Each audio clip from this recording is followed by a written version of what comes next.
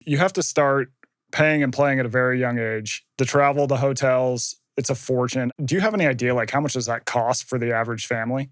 Oh, it can run from a few $1,000s to tens of thousands of dollars.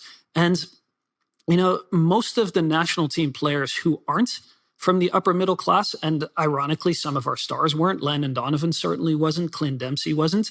Now Ricardo Pepi wasn't. They kind of made it in spite of the system as it exists, right? Because Ricardo Pepi, his backstory is incredible. His father is a concrete finisher, and he went into that trade when he was 13 years old. And the only way to get Pepi in travel soccer and get him in that competition that he needed to be in was for him to basically build his own travel soccer team on a shoestring around Ricardo. Wow. Just because that was the only way they could afford it. And that family, the Pepi family, stayed just on the right side of solvency for all of Ricardo's youth, which meant that there was just enough money for him to keep going. And sometimes that meant that Daniel Pepi, his dad, had to pawn the deed to their car just so they could afford the gas for Ricardo to get to whatever tournament he needed to be at.